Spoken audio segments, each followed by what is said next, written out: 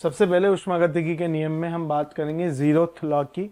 Zeroth law ये कहता है कि यदि ए तंत्र ए और तंत्र बी एक दूसरे के साथ साम्य में है, ऊष्मागतिकीय साम्य में, तथा तंत्र बी जो है तंत्र सी के साथ साम्य में है,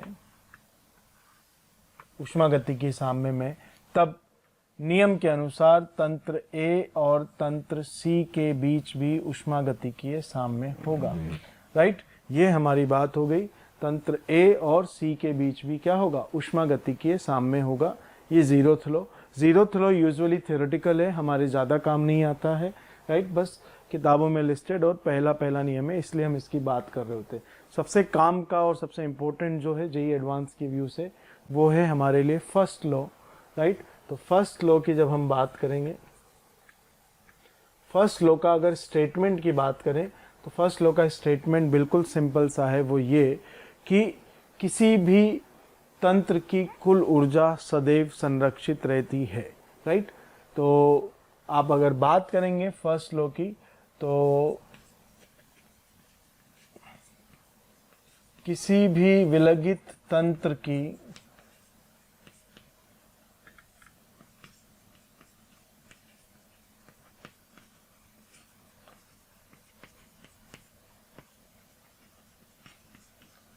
कुल ऊर्जा सदैव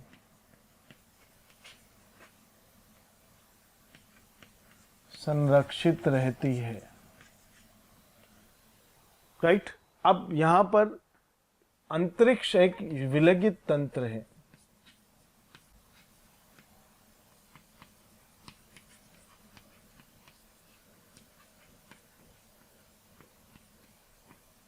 इसलिए आप क्या कह सकते हैं? टोटल एनर्जी, मैं इंग्लिश में लिख रहा हूं इसे, total energy of universe always remain constant. और ये ऐसा क्यों लिख रहे हैं हम? इसका कारण भी है। कारण क्या है? ऊर्जा संरक्षण का नियम, जहां पर हम क्या कहते हैं? ऊर्जा को नष्ट करना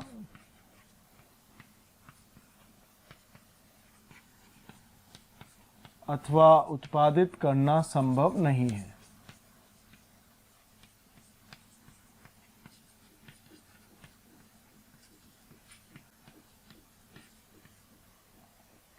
ठीक, energy can neither be created nor be destroyed, कुछ ऐसी कहानी है ऊर्जा की। तो ऊर्जा को ये सब करना संभव नहीं है। अब हम बात करें तो हमारे पास क्या आ गया कि विलगित तंत्र जो है किसी प्रकार का ऊर्जा का आदान प्रदान नहीं करता है। राइट, तो मान लीजिए ये एक तंत्र है, ये एक तंत्र ए है और ये विलगित तंत्र है, आइसोलेटेड तंत्र है। विलगित तंत्र का मतलब हमारा क्या है कि विलगित तंत्र जो है किसी प्रकार का ऊर्जा का आदान प्रदान नहीं करेगा। अगर ये विलगित तंत्र है तब तंत्र ए की कुल आंतरिक ऊर्जा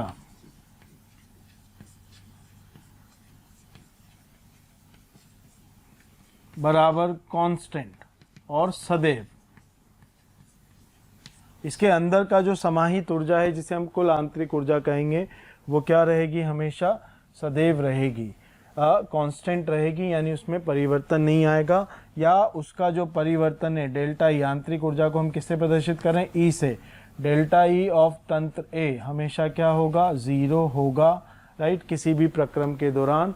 या आप इसे क्या कह सकते हैं? इसका मतलब क्या है? आंतरिक ऊर्जा ऑफ तंत्र ए हमेशा क्या रहेगी? कांस्टेंट रहेगी, इसमें कोई चेंज नहीं आएगा।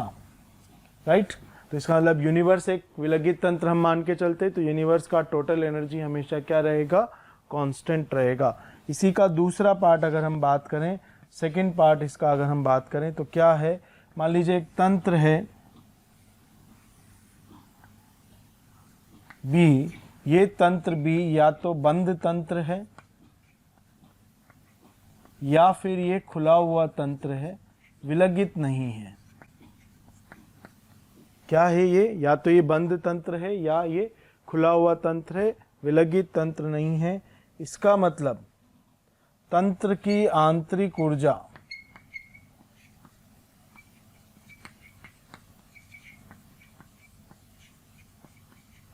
तंत्र की कुल आंतरिक ऊर्जा EB से आप इसे बता दें, वो कांस्टेंट नहीं होगी, राइट। वो बदल सकती है क्योंकि ये ऊर्जा का आदान प्रदान परिवेश के साथ कर सकता है, राइट। तो किसी भी प्रक्रम में, किसी ऊष्मागतिकीय प्रक्रम में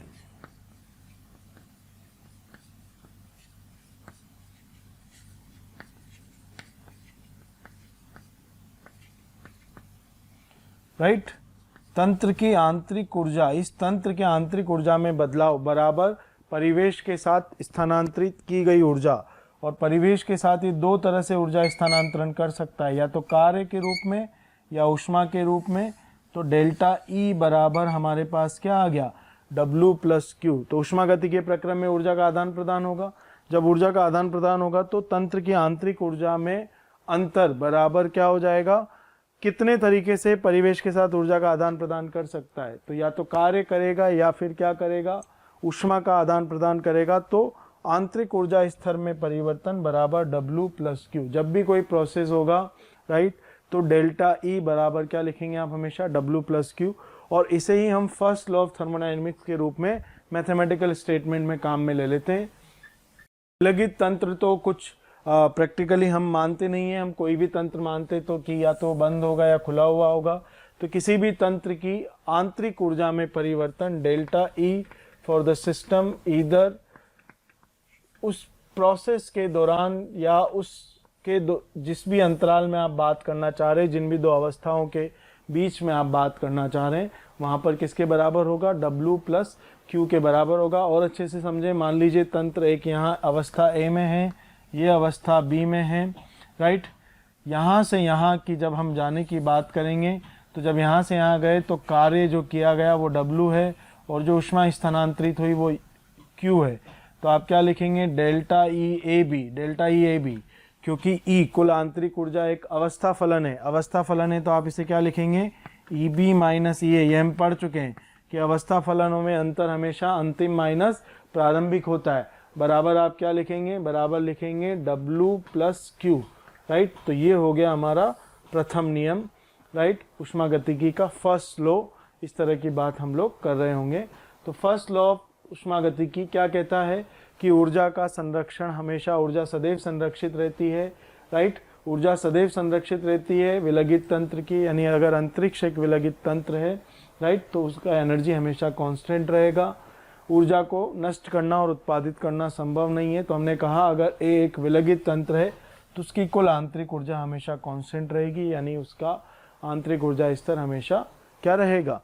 कांस्टेंट रहेगा, यानी अंतर पर हमेशा क्या रहेगा? 0 रहेगा। और अगर तंत्र बंद है या खुला हुआ है तो आप कह सकते हैं उसके आंतरिक ऊर्जा कांस्टेंट नहीं होगी, वो बदल रही होगी। तो आप कह सकते हैं डेल्टा E बराबर W प्लस Q होगा। और ये हो गया हमारा फर्स्ट लॉ ऑफ थर्मोडायनेमिक्स। ऊष्मागतिकी का प्रथम नियम जिसके बारे में हम बात कर चुके हैं, नियम हम पढ़ चुके हैं। डेल्टा E या डेल्टा U भी लिख देते हैं आंतरिक ऊर्जा को, बराबर क्या हमने पढ़ा? W plus Q।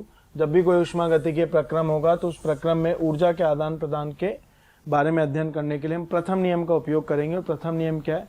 Delta E बराबर डेल्टा U। डेल्टा E और U दोनों ही आंतरिक ऊर्जा में परिवर्तन को दर्शाते हैं, बराबर W प्लस Q। W प्रक्रम के दौरान किया गया कार्य और Q प्रक्रम के दौरान स्थानांतरित ऊष्मा, राइट। अगर विलगित तंत्र होगा तो चाहे कोई भी प्रक्रम हो जाए, कुछ भी हो जाए, वहाँ पर ऊर्जा का आदान प्रदान ही नहीं होगा। उसकी आंतरिक ऊर्जा हमेशा कांस्टेंट रहती है, यानी आंतरिक ऊर्जा में परिवर्तन हमेशा 0 लिखा जाएगा। ठीक, ये बंद और खुले हुए निकाय के लिए आप इस तरह से उनके ऊर्जा के आदान प्रदान के बारे में बात कर सकते हैं। ठीक, ऊर्जा में आदान प्रदान के बारे में जब बात कर रहे हैं तो W हम पढ़कर आ गए। हमें पता है W का फॉर्मूला अगर होमोजेनाइट मैनर में लिखें बिना प्रोसेस पता हुए तो ये होता है। फिर इसके आगे हमें पता है कि अगर रिवर्सिबल है तो फॉर्मूला हो जाता है -P तंत्र इंटू डी वी, ये हमने अभी अभी पढ़ा। और अगर इरिवर्सिबल है क्योंकि ये पाथ फलन है W, तो फॉर्मूला हो जाता है minus P external delta we, integration हट जाता है। Q के बारे में बात करें तो Q प्रोसेस स्पेसिफिक, हमेशा Q की बात करेंगे, Q लिखो या डेल्टा Q लिखो, बराबर आप क्या लिख सकते हैं n C molar D T. चाहो तो इंटीग्रेशन लगा दो, जब सी मोलर डिपेंडेंट होगा टेम्परेचर पर तो इंटीग्रेशन कर लेंगे, अगर ये इंडिपेंडेंट रहा तो बाहर निकाल देंगे और डी टी का डेल्टा टी हो जाएगा। तो यहाँ पर भी दो केस, सी मोलर ताप से स्वतंत्र, जो कि यूजुअली गैसेस के केस में होगा ही, राइट। तो ताप से स्वतंत्र होगा तो डेल्टा क्यू बराबर क्या हो जाएगा n C molar delta T. C molar ताप पर निर्भर, यदि सी मोलर ताप पर निर्भर करेगी तो आप क्या लगाएंगे डेल्टा क्यू बराबर integration n C molar D T, right. इस तरह से हम लोग लिख रहे होंगे। तो ये मैंने सबके फॉर्मूले लिख दिए, कौन कौन से फॉर्मूले। अब अलग अलग प्रक्रमों के बारे में इन फॉर्मूलों में थोड़े थोड़े से मॉडिफिकेशन आ जाएंगे, जैसे समतापीय में क्यू आप डायरेक्ट गणना नहीं कर पाएंगे, इस तरह की वो बातें हम बाद में करेंगे। उन बातों को करने के लिए सबसे पहले हमारे लिए जानना आवश्यक है कि डेल्टा ई और डेल्टा यू, जिसको हम आंतरिक ऊर्जा बोल रहे हैं, तंत्र की कुल आंतरिक ऊर्जा, इसमें क्या क्या चीज़ें हैं और क्या क्या नहीं है, इनके बारे में पढ़ना बहुत ज़रूरी है आगे बढ़ने से पहले। तो आइए सबसे पहले पढ़ते हैं तंत्र के आंतरिक ऊर्जा के बारे में। तो नेक्स्ट हेडिंग है हमारा तंत्र की ऊर्जा। तंत्र की ऊर्जा की जब हम बात करते हैं तो तंत्र की ऊर्जा को मैंने दो भागों में बांट दिया। एक तो तंत्र के पास, मान लीजिए तंत्र दौड़ लगा रहा है तो तंत्र की काइनेटिक एनर्जी, तंत्र किसी कंजर्वेटिव फोर्स फील्ड में रखा है तो तंत्र की स्थितिज ऊर्जा, और एक होगी तंत्र के अंदर क्या है उनकी अपनी ऊर्जा, तो तंत्र की उसे क्या बोला जाएगा आंतरिक ऊर्जा। तो तंत्र की ऊर्जा बराबर टोटल कुल ऊर्जा बराबर आप लिख सकते हैं काइनेटिक एनर्जी ऑफ तंत्र, अगर किसी फोर्स फील्ड में रखा है तो वहां की स्थितिज ऊर्जा, प्लस तंत्र के अंदर जो उपस्थित है, जैसे आदमी है तो उसके शरीर के अंदर बहुत सारी चीजें हैं तो उनके अंदर का जो ऊर्जा स्तर है वो, तो एक लिखते हैं हम आंतरिक ऊर्जा। अब जैसे किसी गुरुत्वीय फील्ड में रखा है, गुरुत्वीय क्षेत्र में, तो वहां गुरुत्वाकर्षण स्थितिज ऊर्जा होगी।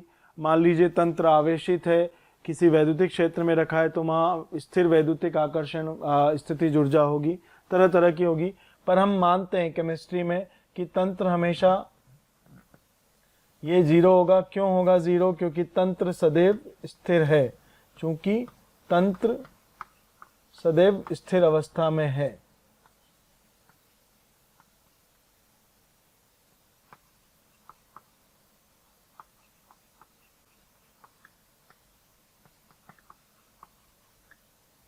ठीक। दूसरी बात, अगर हम बात करें स्थितिज ऊर्जा की, तो स्थितिज ऊर्जा सदैव कांस्टेंट होगी। क्यों होगी? उसका कारण भी मैंने यही लिख दिया कि जहां रखा है वहीं है, जहां रखा है वहीं है, उसके कोऑर्डिनेट्स नहीं बदल रहे हैं, पोजीशन, उसकी अवस्था नहीं बदल रही है, बिल्कुल भी अपना डिस्प्लेसमेंट नहीं कर रहा है। तो जो उस पर पहले फोर्स लग रहा था इसके कारण वही बाद में भी लग रहा होगा, यानी उसका स्थितिज ऊर्जा स्तर सदैव क्या रहेगा? कांस्टेंट रहेगा। आंतरिक ऊर्जा में जरूर कुछ बदलाव आ सकता है, राइट। तो आंतरिक ऊर्जा में क्या क्या होता है, सबसे पहले तो ये जानना जरूरी है। स्थितिज ऊर्जा का मैंने बता ही दिया। आंतरिक ऊर्जा अपने आप में एक लंबा हिस्सा है जिसे हम ई या यू से प्रदर्शित करते हैं, जिसके बारे में अभी हम पढ़ने वाले हैं। ठीक, कारण हमने यहाँ बता ही दिया इसका। तो तंत्र की कुल ऊर्जा, ये तो इसकी बात हो गई। दूसरी बात, तंत्र की कुल ऊर्जा सदैव, तंत्र की कुल ऊर्जा सदैव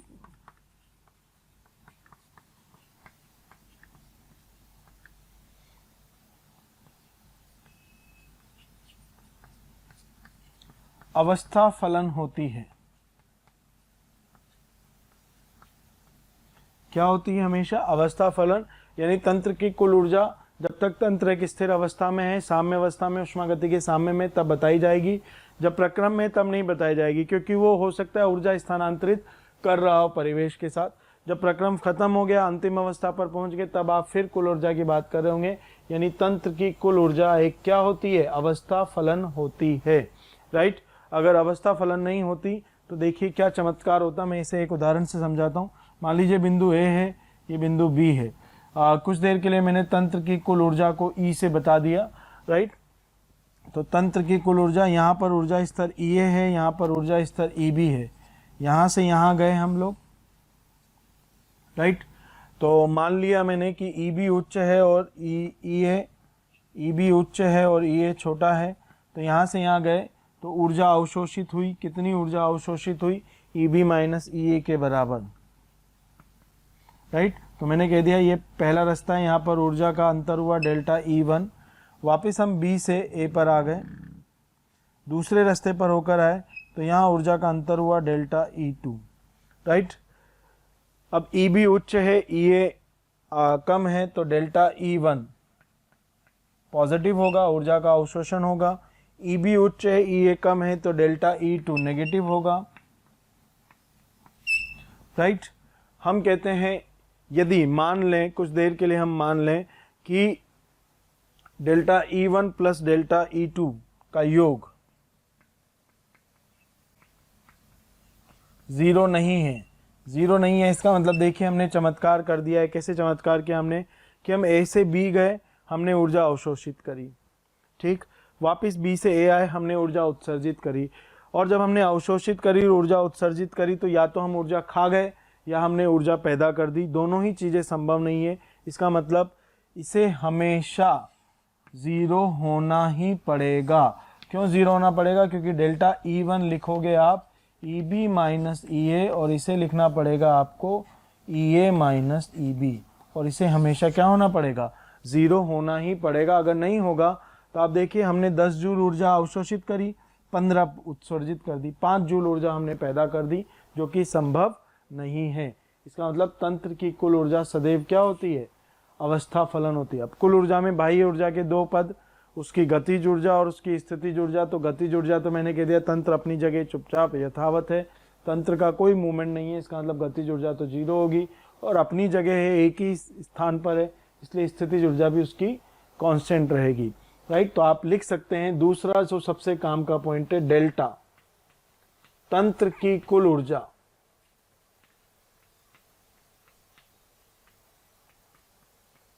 बराबर इन सब का डेल्टा। तो जब इन सब का डेल्टा लिखेंगे तो मान लीजिए मैंने लिखा डेल्टा काइनेटिक एनर्जी तंत्र प्लस डेल्टा पोटेंशियल एनर्जी तंत्र प्लस डेल्टा आंतरिक ऊर्जा,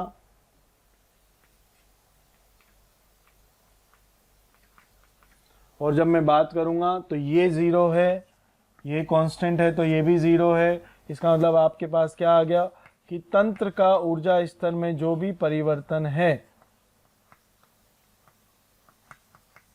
वो किसके बराबर है? डेल्टा आंतरिक ऊर्जा के बराबर है। और आंतरिक ऊर्जा को ई या यू से, तो डेल्टा आंतरिक ऊर्जा मतलब बराबर डेल्टा ई बराबर डेल्टा यू है। आप चाहे तो या डेल्टा यू से आप लिख सकते हैं। अब अगर कुल ऊर्जा अवस्था फलन है तो इससे हम लिख सकते हैं, अर्थात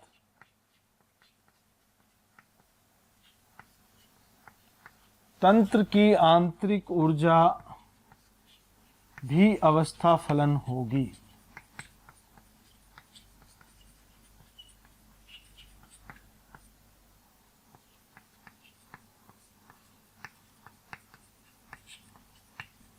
तंत्र की आंतरिक ऊर्जा भी क्या होती है? अवस्था फलन ही होती है। यानी यहां भी आप अंतर जो है डेल्टा ई या डेल्टा यू बराबर क्या लिखेंगे? ई फाइनल माइनस ई इनिशियल, या ए से बी जा रहा है तो ई बी माइनस ई ए, यही हमेशा लिखेंगे, राइट। ये क्या हो गया? Delta E A B. क्यों? क्योंकि आंतरिक ऊर्जा भी क्या है? एक अवस्था फलन है। अब बात करते हैं आंतरिक ऊर्जा में कौन कौन सी ऊर्जाएं आती है और इसकी गणना कैसे करेंगे। तो आइए इस बारे में बात करते हैं। तो तंत्र की ऊर्जा से हम पहुंच गए आंतरिक ऊर्जा पर। तंत्र की ऊर्जा और इसका एक हिस्सा आ गया तंत्र की आंतरिक ऊर्जा।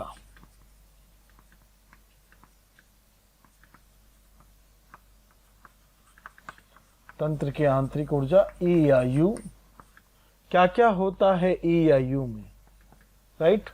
तो तंत्र की आंतरिक ऊर्जा ई या यू बराबर होगा, राइट। अणुओं के मध्य आकर्षण बल, अणुओं की सबसे पहले अणुओं से शुरू कर रहे हैं, तो तंत्र में उपस्थित पदार्थ के अणुओं की गतिज ऊर्जा प्लस अणुओं की स्थितिज ऊर्जा जो अणुओं के मध्य आकर्षण बलों के कारण आ रही होगी, राइट। अणुओं के बीच बंधों की बंधन ऊर्जा या बंध ऊर्जा, बॉन्ड एनर्जी, अणुओं में उपस्थित परमाणुओं के नाभिक के कारण नाभिकीय ऊर्जा,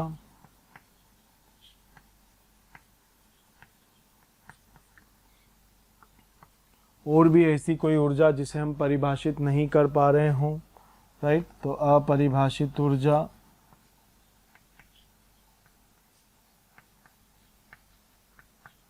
और कोई ऊर्जा जिसे हम भूल गए हों, राइट, तो अनडिस्कवर्ड ऊर्जा। थैंक यू बच्चों, आप सब लोग हमारे वीडियोस देख रहे हैं। आप अगर इन वीडियोस के थ्रू एनरोलमेंट चाहते हैं तो डिस्क्रिप्शन में दिए हुए लिंक पर क्लिक करके अपना एनरोलमेंट सुनिश्चित कर सकते हैं। बहुत सारे बच्चे ऐसे भी हैं जिन्हें वीडियोस के साथ साथ डाउट सॉल्विंग और मॉड्यूल वगैरह भी रिक्वायरमेंट होते हैं, तो वो आप अपने प्रीमियम कोर्स को ज्वाइन करके जो कि डिस्क्रिप्शन में दिया हुआ है उसको ज्वाइन करके वहाँ एनरोलमेंट करके पा सकते हैं। ये सब मिलाकर क्या बनेगा, आपके पास आंतरिक ऊर्जा बनेगी। अणुओं की गतिज ऊर्जा और अणुओं की स्थितिज ऊर्जा, इसके दो मेन हिस्से होंगे, बाकी और भी बहुत सारी चीज़ें होंगी यहाँ पर, ठीक।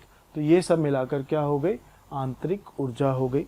अब गतिज ऊर्जा में भी तरह तरह की गतियाँ होती है, कौन कौन सी, ये होती हैं आपके पास ट्रांसलेशनल, सीधे सीधे चलते हैं तो,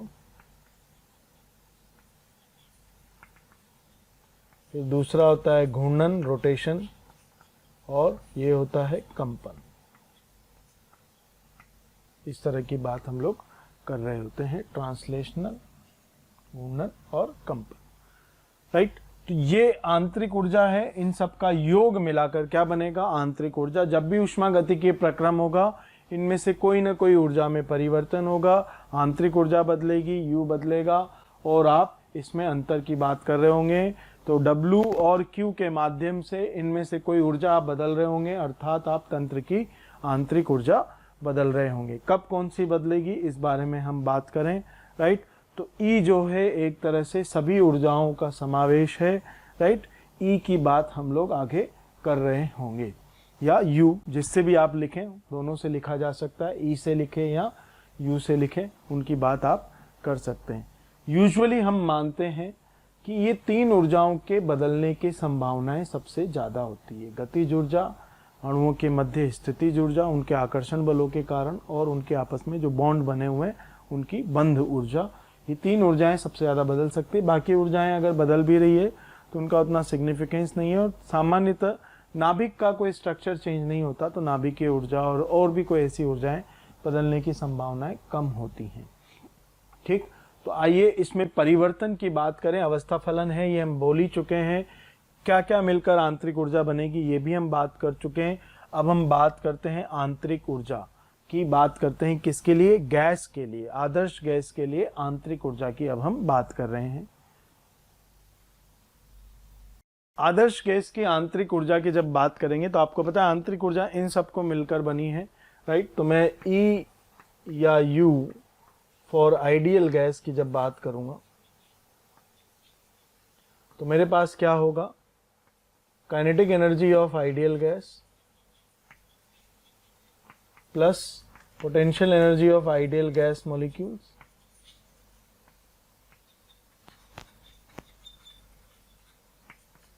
प्लस सो एंड सो, जो भी है मेजर यही पार्ट है हमारे पास। अब दूसरी बात हम आगे बात करें तो आदर्श गैस अणुओं के बीच आकर्षण लगभग नगण्य होते हैं, अंतराण्विक आकर्षण लगभग नगण्य होते हैं, तो हम लिखेंगे चूंकि आदर्श गैस अणुओं के बीच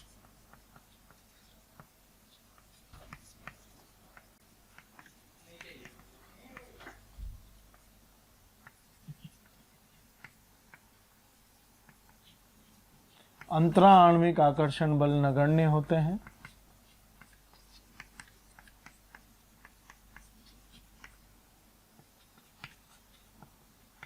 अर्थात इसका मतलब क्या है, potential energy of ideal gas molecules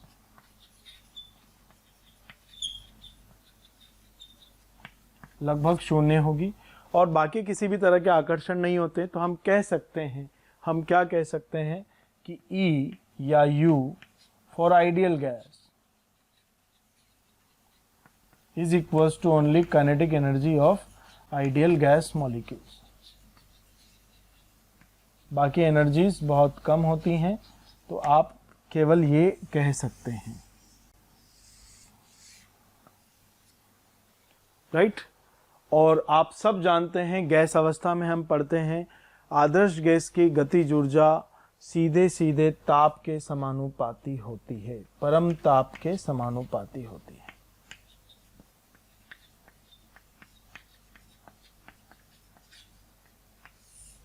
right, और किसी पर निर्भर नहीं करती है। तो आप यहां पर एक आदर्श गैस की जब आंतरिक ऊर्जा की बात कर रहे हैं तो आप सिंपली एक बात कह सकते हैं, वो ये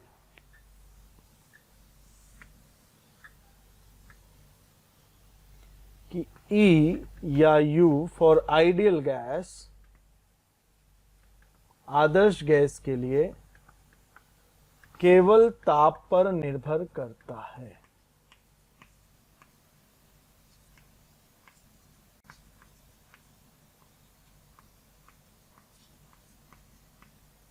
केवल किस पर निर्भर करता है? आदर्श गैसों की आंतरिक ऊर्जा केवल किस पर निर्भर करती है? ताप पर निर्भर करती है, राइट। अब हम बात करें आदर्श गैसों की गतिज ऊर्जा की, और आदर्श गैसों की जब गतिज ऊर्जा की बात करेंगे, अगर हमें वो मिल गई तो हम आदर्श गैस के लिए आंतरिक ऊर्जा या इसके U का मान हम कैलकुलेट कर पाएंगे, राइट। तो बात करते हैं आदर्श गैस की गतिज ऊर्जा। जब हम आदर्श गैस की गतिज ऊर्जा की बात करते हैं तो हमें ये देखना है आदर्श गैस में अणुओं के पास कौन कौन सी गति हो सकती है, राइट। तो हमारा नेक्स्ट हेडिंग जो हो गया वो हो गया kinetic energy of gas molecules.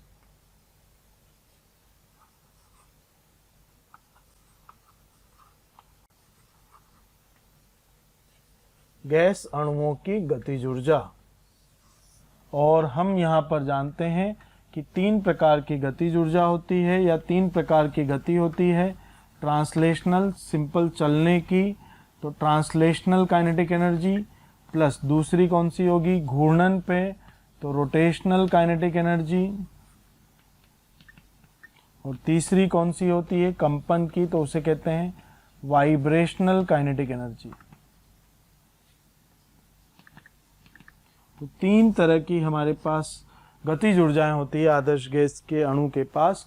किसी भी अणु के पास 3 तरह की गतिज ऊर्जाएं हो सकती है, या तो वो चल रहा हो, या घूर्णन कर रहा हो, या फिर वो कंपन कर रहा हो। इस तरह की बात हम लोग करते हैं, राइट। तो अणुओं के पास ट्रांसलेशनल, रोटेशनल और वाइब्रेशनल काइनेटिक एनर्जी हो सकती है, ठीक।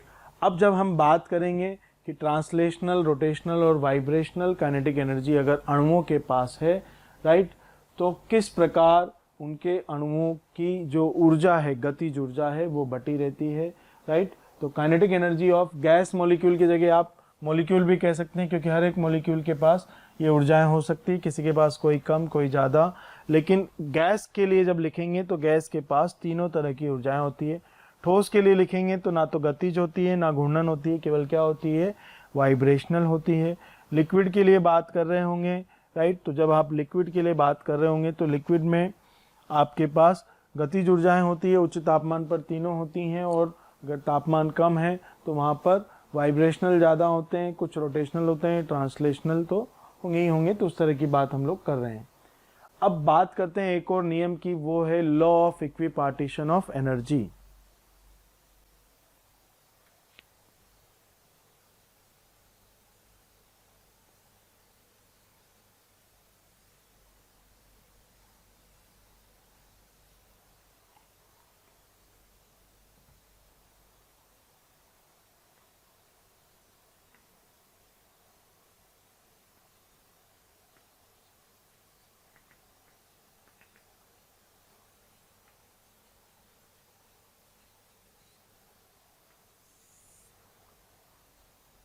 Law of equipartition of energy, या मैं इसे कहूँ law of equipartition of kinetic energy, right.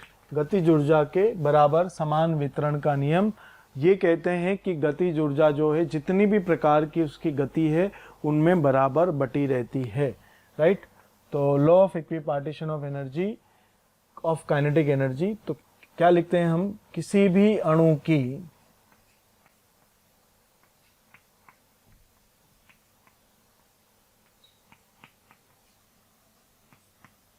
गतिज ऊर्जा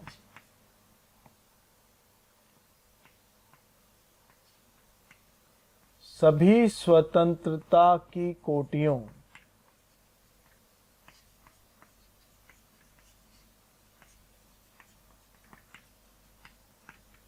में बराबर रूप से या समान रूप से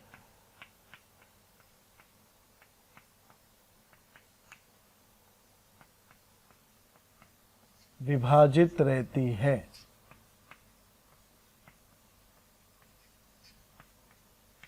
अच्छा, इसका मतलब क्या है कि सभी स्वतंत्रता की कोटियों, स्वतंत्रता की कोटि क्या है, डिग्रीज ऑफ फ्रीडम है, इनके बारे में तो हम बाद में बात करेंगे। समान रूप से विभाजित रहती है, यानी मैं इसे और तरह से लिख सकता हूं, क्या प्रत्येक स्वतंत्रता की कोटि के कारण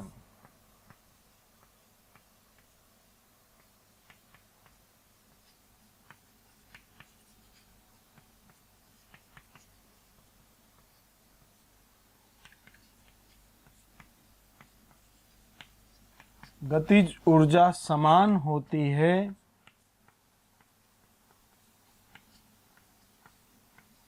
तथा 1/2 के बोल्ट्जमैन नियतांक T तापमान के बराबर होती है, यानी सबकी इक्वल होती है। और कितनी होती है, 1/2 kT, हाफ kT, राइट।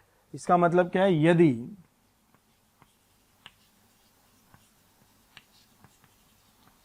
किसी अणु की कुल स्वतंत्रता की कोटियां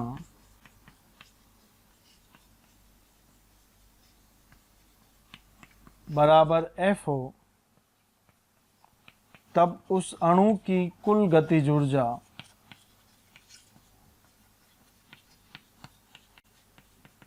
क्या हो जाएगी, हर एक के कारण हाफ kT, और कितनी है टोटल F, तो F इंटू हाफ kT उस अणु की कुल गतिज ऊर्जा होगी। कितनी होगी और स्वतंत्रता की कोटि क्या होती है, इससे हमें कोई मतलब नहीं है, लेकिन हमें बात करनी है कि कुल गतिज ऊर्जा कितनी होगी।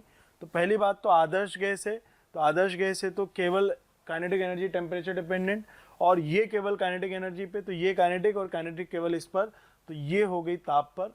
अब जब ताप पर निर्भरता की बात कर रहे हैं गतिज ऊर्जा, तो गतिज ऊर्जा 3 तरह की हो सकती है, घूर्णन, चालन और कंपन, राइट। हमने कहा कि गतिज ऊर्जा समान रूप से सविभाजित रहती है।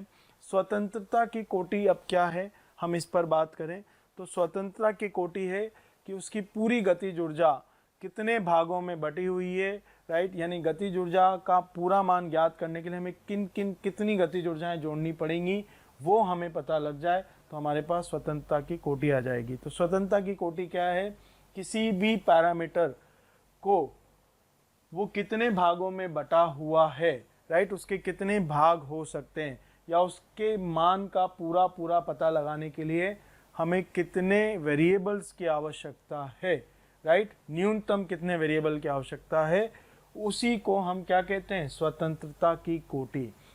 यानी मैं बात करूं गतिज ऊर्जा की, तो गतिज ऊर्जा स्वतंत्र रूप से कितने भागों में बटी हुई हो सकती है, राइट, न्यूनतम कितने भागों में बटी हो सकती है, वो हो गई स्वतंत्रता की कोटि।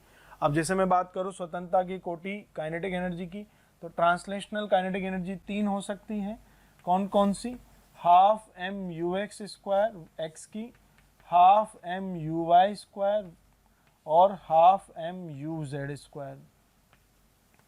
ये 3 हमारे पास काइनेटिक एनर्जीज हो गई।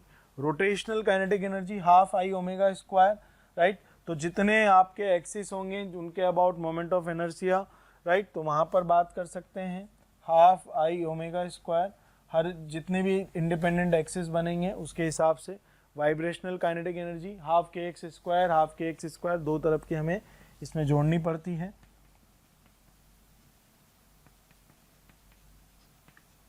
राइट।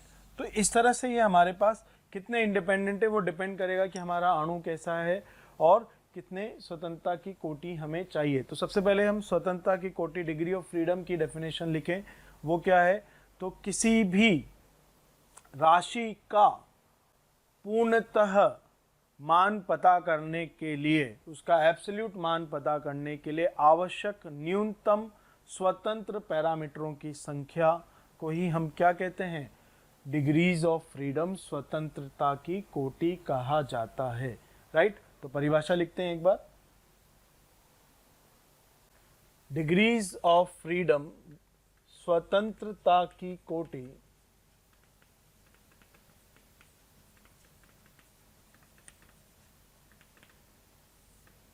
तो डिग्रीज ऑफ फ्रीडम, स्वतंत्रता की कोटि क्या होता है?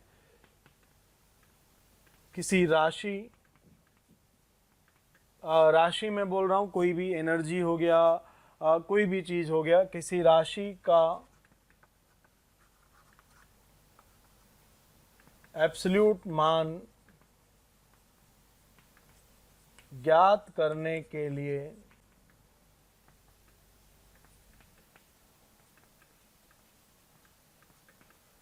आवश्यक स्वतंत्र पैरामीटरों की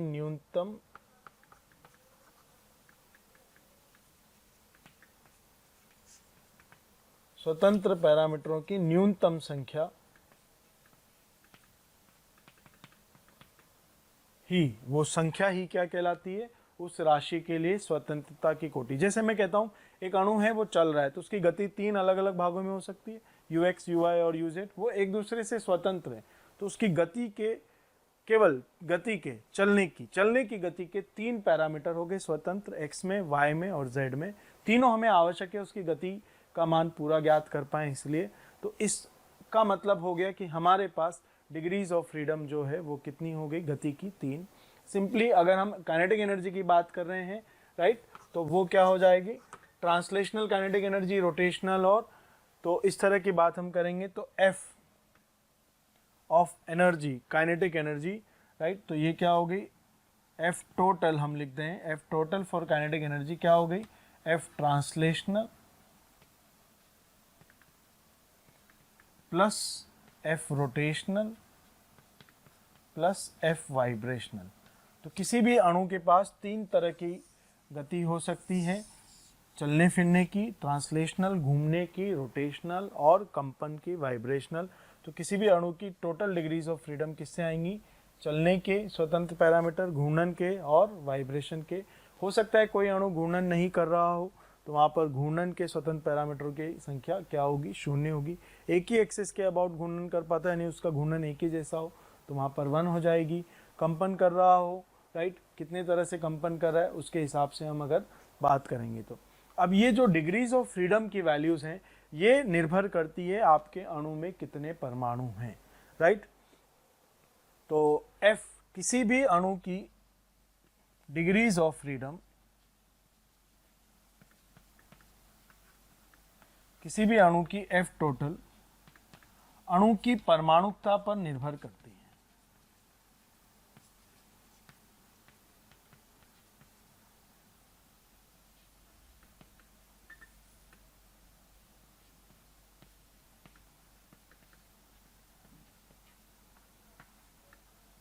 राइट, कैसे?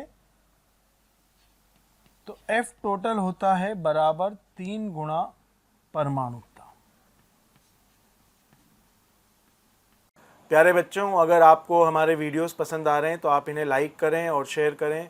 शेयर करने से ये वीडियोस ज़रूरतमंद बच्चों तक पहुंच पाएंगे। और अंत में मैं ये कहना चाहता हूं कि आप अगर इसी तरह से लाइक और शेयर करते रहे, राइट, तो हमारी मोशन की पूरी टीम मोटिवेटेड रहेगी, ताकि हम और बेहतर से बेहतर वीडियोज़ और कंटेंट आप लोगों तक पहुँचा सकें।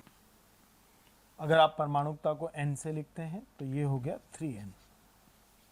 इसका मतलब यदि अणु एकल परमाणुवीय है तो उसकी कुल स्वतंत्रता की कोटि हो जाएंगी 3। द्विपरमाणुवीय तो 3 गुणा 2 6, त्रिपरमाणुवीय तो 3 गुणा 3 9। इस तरह से n परमाणविकता है उसकी, तो कुल डिग्रीज ऑफ फ्रीडम कितनी हो जाएंगी 3n। ये तो बात हो गई कुल टोटल डिग्रीज ऑफ फ्रीडम। अब इसमें चालन की कितनी होंगी, घूर्णन की कितनी होंगी और कंपन की कितनी होंगी, उसके बारे में हम बात कर सकते हैं, राइट। तो चालन, घूर्णन और कंपन की कितनी होंगी, इसके बारे में हम बात करें। तो डिग्रीज ऑफ फ्रीडम का वितरण किस अणु की कितनी है, कुल तो है 3n, right. Translational degrees of freedom की हम बात करें, ट्रांसलेशनल डिग्रीज ऑफ फ्रीडम की अगर हम बात करें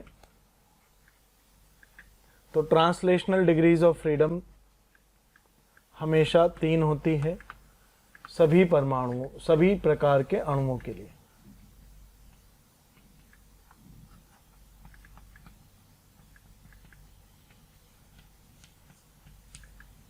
अणु चाहे कैसा भी हो, ट्रांसलेशनल डिग्रीज ऑफ फ्रीडम हमेशा 3 होंगी। रोटेशनल, घूर्णन की अगर एकल परमाणविक है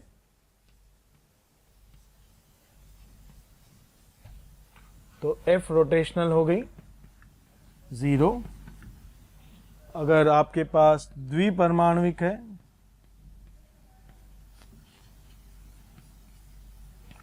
तो आपकी F रोटेशनल हो गई यहां पर 2। अगर आपके पास बहुपरमाणविक परंतु रेखीय अणु है, बहुपरमाणविक रेखीय लीनियर अणु है, तो आपकी F रोटेशनल फिर से हो जाएंगी 2। बहुपरमाणविक है, अरेखीय अणु है, तो F रोटेशनल हो जाएंगी आपकी 3। ठीक, ये तो हो गई ट्रांसलेशनल और रोटेशनल। वाइब्रेशन की बात करें हम लोग तो वाइब्रेशनल डिग्रीज ऑफ फ्रीडम की जब हम बात करेंगे तो एकल परमाणविक के लिए F वाइब्रेशनल 0, द्विपरमाणविक के लिए F वाइब्रेशनल 1, बहुपरमाणविक रेखीय अणु के लिए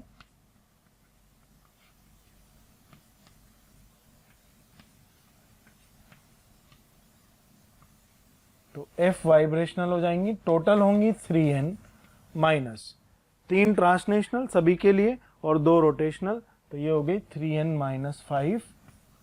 बहुपरमाणविक अरेखीय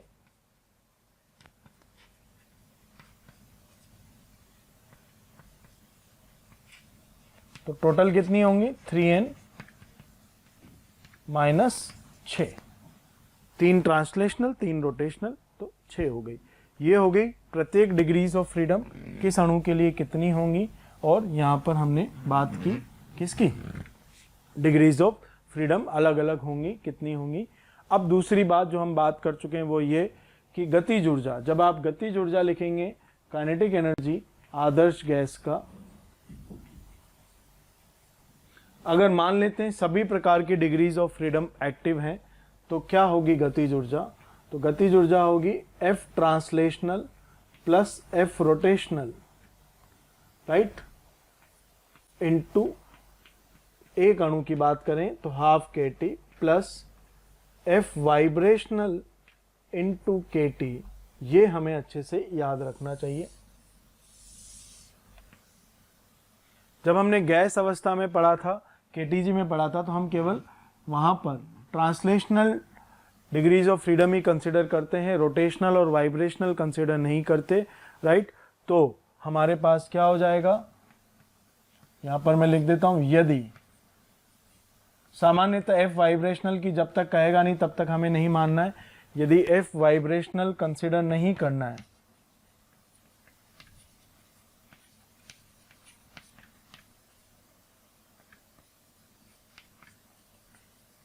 तब काइनेटिक एनर्जी क्या हो जाएगी आदर्श गैस की, ये हो जाएगी F translational plus F rotational into half kT। सामान्यतः ये हमेशा ही कंसिडर नहीं करना है, जब बोलेगा तभी कंसिडर करना है, राइट। और अगर F वाइब्रेशनल कंसिडर नहीं करना तो मूलतः आपकी काइनेटिक एनर्जी क्या हो गई, ये अलग अलग समय पर अलग अलग आप लिख सकते हैं। जैसे F T plus F are की अगर हम बात करें, राइट, तो एकल के लिए तो 3 ही हो गई, और द्विपरमाणुविक के लिए 3 + 2 5 हो गई, बहुपरमाणुविक रेखीय के लिए भी 3 + 2 5 हो गई, बहुपरमाणुविक अरेखीय के लिए 3 + 2 6 हो गई। तो अलग अलग परमाणु के लिए अलग अलग कहानी हम लोग कंसिडर कर सकते हैं। ये हो गई गतिज ऊर्जा। अब हमने कहा था केवल गतिज ऊर्जा ही आपका आंतरिक ऊर्जा में परिवर्तन डालेगा, तो आपको पता है क्या कि delta E for ideal gas क्या है, delta kinetic energy for ideal gas. और अगर आप डेल्टा काइनेटिक एनर्जी लिखें तो F T plus F are, तो कांस्टेंट है, हाफ के टी ये काइनेटिक एनर्जी, और इसका delta E for ideal gas. तो यहाँ से F T plus F R by 2 ये बाहर, के बाहर, डेल्टा टी। तो इस तरह से हम कह सकते हैं आइडियल गैस केवल और केवल, आदर्श गैस की आंतरिक ऊर्जा केवल और केवल किसका फलन है, तापमान का फलन है और किसी का फलन नहीं है। तो आदर्श गैस की गतिज ऊर्जा is dependent only on temperature, और ये हमारे पास आइडियल गैस का आंतरिक ऊर्जा में परिवर्तन आ गया कितना, F T plus F R by 2 into के डेल्टा टी। ये एक अणु के लिए। पूरे सैंपल के लिए बात करेंगे, तो जब पूरे सैंपल की बात करनी होगी तो एक अणु की बात फिर 1 मोल की बात करेंगे, और 1 मोल के बाद फिर बात करेंगे n मोल की। तो ये उस तरह से चेंज होता जाएगा। तो टोटल काइनेटिक एनर्जी में क्या लिखूंगा, total kinetic energy of sample. तो मान लीजिए n मोल है, तो 1 मोल के लिए na से गुणा करेंगे तो r बाई 2 nRT, और n मोल के लिए तो गुणा छोटा n से कर दिया। अगर टोटल काइनेटिक एनर्जी ये है तो delta U for ideal gas sample क्या हो जाएगा, F T plus F R by 2 into NR delta T, यानी n का भी इन्वॉल्वमेंट होगा। हम मानते हैं n हमेशा कांस्टेंट रहता है, यानी जब तक हम प्रोसेस करा रहे हैं तब तक n का वैल्यू चेंज नहीं होगा, ये हमारी बात है। तो आपको ट्रांसलेशनल प्लस रोटेशनल की बात करनी है, इस तरह की बात हम लोग कर लेंगे। तो ये हमारा आदर्श गैस का डेल्टा ई हो गया, F T plus F R by 2 NR delta T. F T plus F are एकल के लिए 3, द्वि के लिए 5, बहुपरमाणुविक रेखीय के लिए भी 5, बहुपरमाणुविक रेखीय के लिए 6। आपको इस तरह से याद रखना है। तो फाइनली हमारे पास फॉर्मूला है आदर्श गैस की आंतरिक ऊर्जा के लिए, राइट। ध्यान दीजिए, केवल आदर्श गैस की ही आंतरिक ऊर्जा ताप पर निर्भर करती है। स्टेटमेंट का मतलब उल्टा हो गया।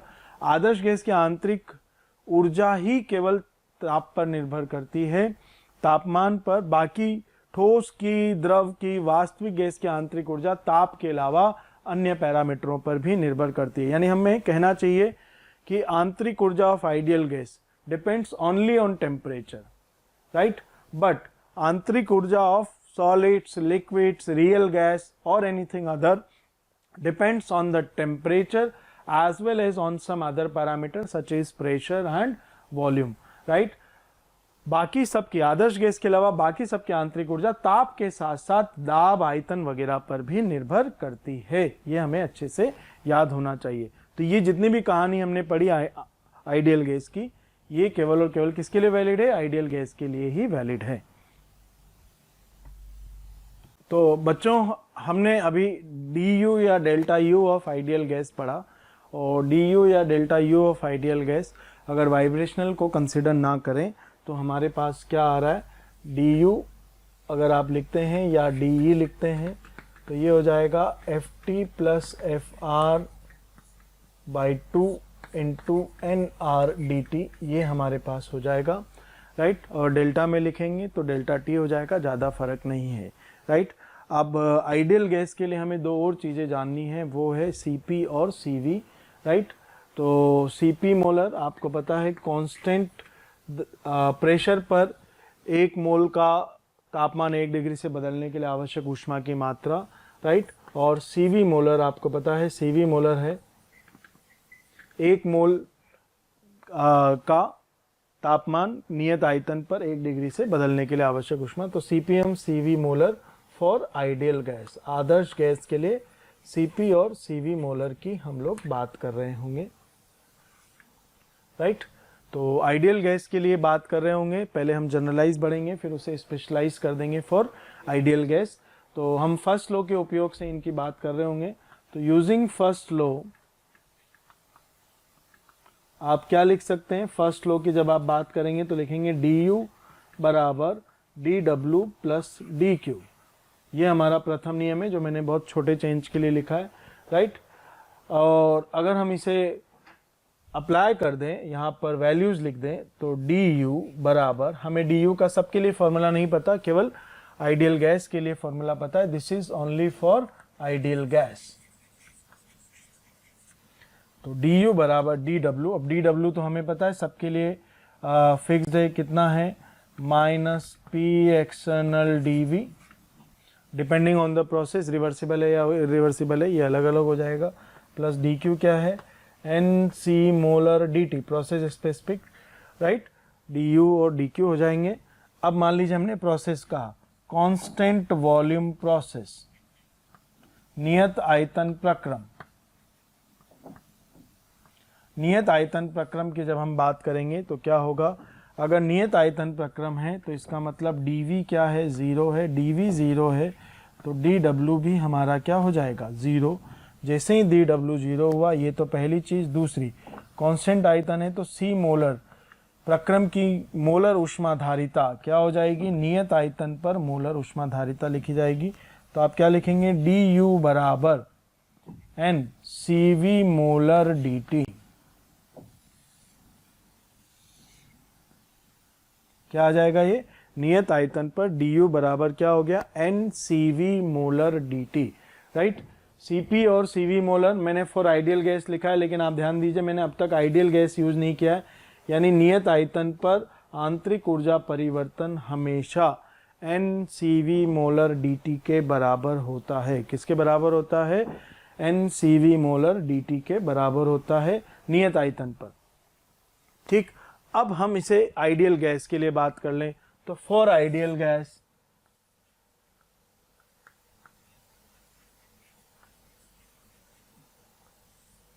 अगर आइडियल गैस की बात करेंगे तो आइडियल गैस के लिए du बराबर ये होता है। जब इसे यहां रख देंगे तो for ideal gas we know that du बराबर ft plus fr by 2nr dt, और अभी अभी हमें मिला कि ये du बराबर किसके है, राइट। तो du बराबर है NCV मोलर dt के, राइट। तो यहां से हम CV molar for ideal gas निकाल सकते हैं। क्या आ जाएगा, CV molar for ideal gas, NDT cancel हो गया, क्या आया, FT प्लस FR बाई 2। ध्यान दीजिए ये जो भी कैलकुलेशन है ये तब है जब हमने माना है कि वाइब्रेशनल नॉट एक्टिव है, माना कि vibrational DOF are not active.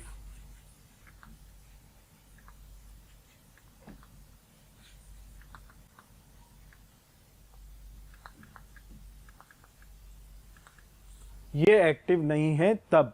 तो CV molar for ideal gas आ गया, सॉरी, इनटू R, राइट। तो ये हमारे पास CV molar for ideal gas आ गया, कांस्टेंट वॉल्यूम अगर हमने प्रोसेस की तो। And this is valid for all, चाहे आइडियल गैस हो, चाहे रियल गैस हो, चाहे ठोस हो, चाहे द्रव हो, तो valid for all but only at constant temperature, sorry, but only at constant volume, right. तो ये क्या हो गया, कांस्टेंट वॉल्यूम पर, या आप इसे जनरलाइज कर सकते हैं कि नियत आयतन पर होने वाला ऊष्मा स्थानांतरण, नियत आयतन पर होने वाला ऊष्मा स्थानांतरण तंत्र के आंतरिक ऊर्जा परिवर्तन के बराबर होता है। क्या, हाँ, नियत आयतन पर होने वाला ऊष्मा स्थानांतरण तंत्र के आंतरिक ऊर्जा परिवर्तन के बराबर होता है। ये तो बात हो गई CV की। अब बात करते हैं CP की। तो मैंने दूसरा प्रक्रम लिया, कांस्टेंट प्रेशर प्रोसेस। क्या लिया, कांस्टेंट प्रेशर प्रोसेस की बात हमने की, नियत आयतन की बात हमने की। तो जैसे ही कांस्टेंट प्रेशर प्रोसेस है तो जरा ध्यान से देखना, du बराबर dw प्लस dqp, यह आ जाएगा हमारे पास, राइट। कांस्टेंट प्रेशर प्रोसेस की बात जब हम लोग कर रहे होंगे तो du क्या हो गया, du हो गया आइडियल गैस के लिए अगर हम बात करने जा रहे हैं, राइट। तो क्या हो जाएगा हमारे पास, जरा ध्यान से देखो, कांस्टेंट प्रेशर प्रोसेस में तो ये du और ये dw, तो du प्लस dw की वैल्यू लिखेंगे हम minus P D V plus D Q P और du, ये हो गया हमारे पास इक्वेशन। और डी क्यू पी को क्या लिख देंगे, डी क्यू पी को लिख देंगे हम plus N C P molar D T, और ये हो गया du, क्या हो जाएगा ये du, राइट। तो अब हमारे पास जरा ध्यान से देखना, इस तरह का एक फंक्शन आता है, तो N C P molar D T बराबर हो गया हमारे पास du plus P D V, इस तरह का। अब जरा ध्यान से देखिए, क्या dp 0 रहा होगा, dp 0 रहा होगा तो क्या हम इसे यहाँ v dp लिख सकते हैं, ये मैंने जोड़ दिया क्योंकि इसका वैल्यू 0 है, तो ये हो गया du plus d of pv, ये हो गया हमारे पास ncp मोलर dt, ठीक। अब ncp मोलर dt हमारे पास है, तो यहाँ से अगर मैं बात करूँ cp मोलर की, किसकी बात करूँ मैं, cp मोलर की बात करूँ, तो ये क्या हो गया du by dt plus d of pv by dt, कुछ इस तरह का हो जाएगा। और मोलर है तो 1/n तो आना ही है हमारे पास, ये 1/n इस तरह की हमारी इक्वेशन हो जाएगी। या आप इसको इक्वेशन लगा दें तो ये हो जाएगा u प्लस पी को कुछ नया फंक्शन मैंने लिख दिया, तो cp मोलर आ जाएगा मेरे पास dh बाई dt 1/n।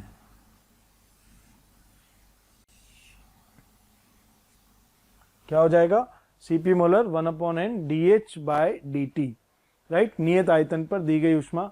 अब अगर हम आदर्श गैस के लिए बात कर रहे होते हैं, तो आदर्श गैस के लिए जब हम बात करते हैं यहाँ पर, तो हमें पता है आदर्श गैस के लिए du का वैल्यू कितना है ये, और जैसे ही ये वैल्यू रखते हैं हम आदर्श गैस की इक्वेशन लगा देते हैं और हमारी इक्वेशन पलट कर आ जाती। क्या आती, जरा मैं यहाँ लिख रहा हूँ, तो फॉर आइडियल गैस क्या होता, यहां से हम आगे बढ़ते हैं। फॉर आइडियल गैस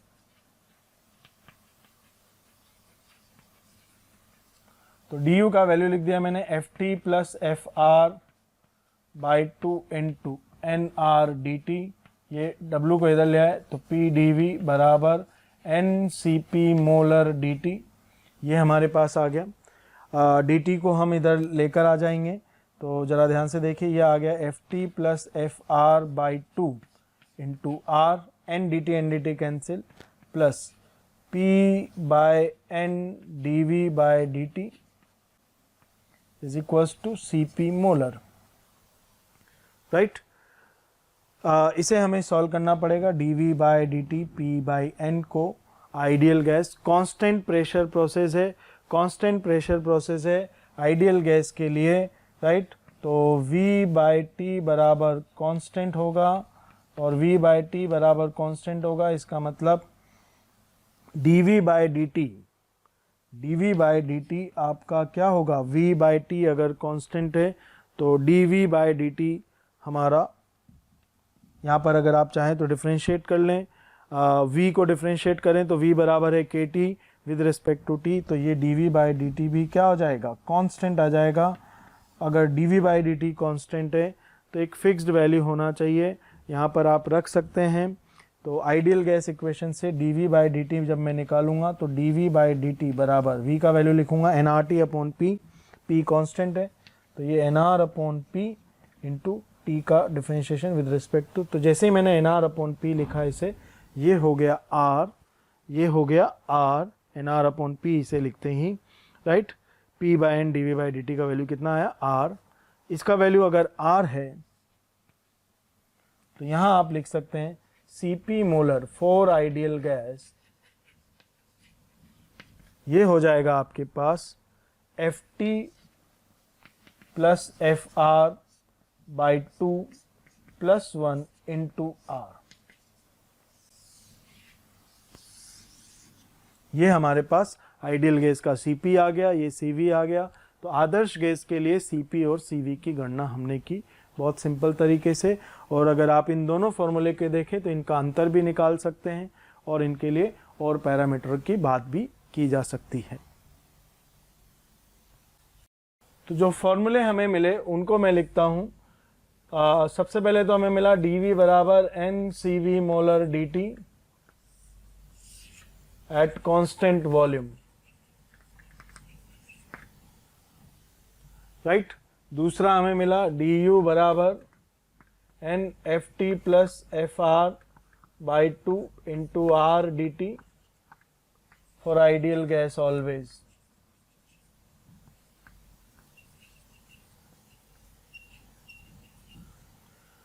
तीसरा हमें मिला Cv molar for ideal gas Ft plus Fr by 2 into R, right.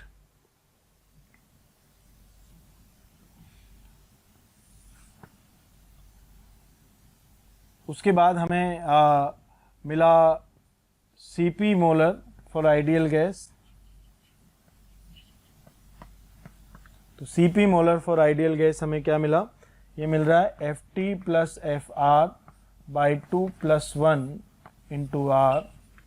ये हमें आइडियल गैस के लिए Cp मिला, राइट। जब हमने यहाँ पर बात की तो आप देखिए इन दोनों से मिलाकर मैं क्या लिख सकता हूँ, du फॉर आइडियल गैस बराबर NCV मोलर dt और ऑलवेज। सबसे पहली बात। तो दूसरी बात, Cp molar for ideal gas हमें पता है, राइट। तो मैं यहाँ से दो रिलेशन निकालूंगा, Cp molar minus Cv molar for ideal gas. जब मैं यहाँ से यहाँ माइनस करूँगा तो ये वाला हिस्सा कैंसिल हो गया, केवल क्या बचा R। दूसरा एक और चीज़ मैं यहाँ से डिराइव करूँगा, वो Cp molar divided by Cv molar for ideal gas. तो ये कितना आ रहा है, Ft plus Fr by 2 divided by plus 1 divided by Ft plus Fr by 2। R cancel हो गया होगा बाहर वाला, राइट।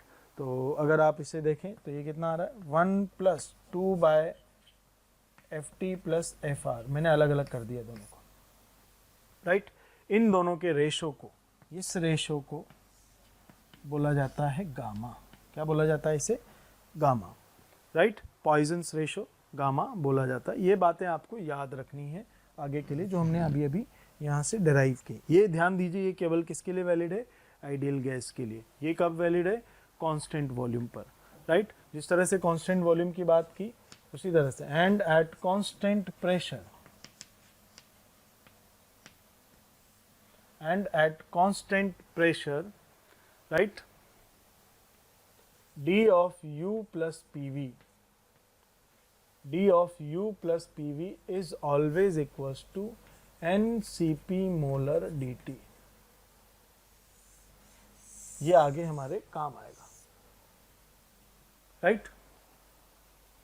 तो इस तरह की ये हमारी इक्वेशन हो गई कांस्टेंट प्रेशर की, राइट। और ये कांस्टेंट वॉल्यूम की आइडियल गैस की। बच्चों, अगर आपको मेरा ये वीडियो पसंद आ रहा है और आप मेरे और कोई वीडियो देखना चाहते हैं या मोशन के किसी और एक्सपर्ट फैकल्टी टीम के वीडियोस आप देखना चाहते हैं तो आज ही कॉल करें 1800 2121 799।